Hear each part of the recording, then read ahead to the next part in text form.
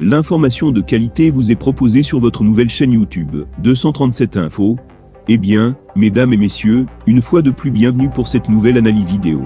Pour vous qui êtes nouveaux, retenez que nous sommes une équipe d'experts analystes, spécialisés dans les affaires politiques, dont l'objectif majeur est de vous informer en continu des faits et gestes, politiques, économiques et sportifs qui fait rage au quotidien. Bien sûr, il suffit de vous abonner et d'activer la petite cloche pour rester toujours à l'écoute de la une. De plus que vos commentaires sont toujours les bienvenus.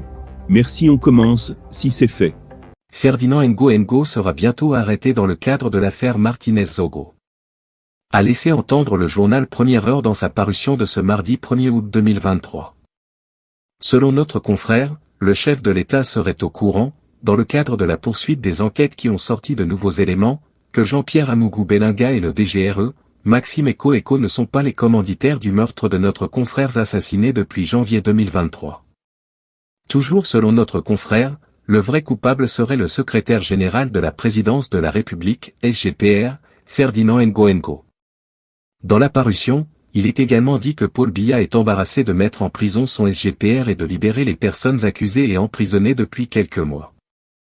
Les charges retenues contre Amougou et compagnie, à savoir, complicité par coaction de torture et non d'assassinat, étaient déjà le signe que leur culpabilité avait des ombres de doute.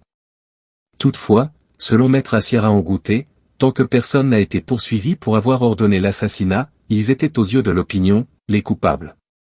La torture telle qu'elle a été prévue, aboutit à une qualification induisant le fait que la mort n'était pas volontaire.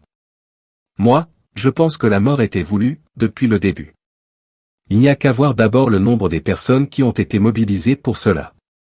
Quand on veut faire peur à quelqu'un, on utilise souvent des moyens à distance, des messages ou des menaces. Mais, en l'occurrence, mobiliser autant de personnes et les tortures qu'on lui a fait subir sont des tortures létales, qui devraient conduire à la mort. Par ailleurs, quand on a tué sans l'avoir voulu, en général on s'empresse de cacher le corps. Or, là, on a voulu exposer le corps pour dire que voici ce qu'on voulait.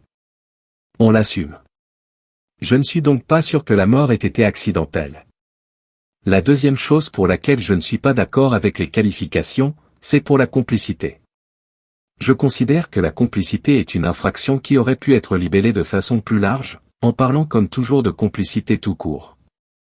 Mais là, on a tellement ciselé l'infraction. On l'a libellée pour ne retenir que la complicité par aide. Et ça m'ennuie un peu parce que la complicité est souvent plus large que ça. Ça peut être la complicité par instruction ou par don. J'ai donc l'impression que c'est une façon d'éliminer toute recherche autour, c'est-à-dire qu'en dehors des personnes qu'on a limitativement retenues dans la procédure, il ne faut pas aller chercher au-delà, parce que les autres personnes n'ont pas donné d'aide, alors que dans la coulisse, elles ont dû donner des instructions, ou autre chose, indique l'avocat.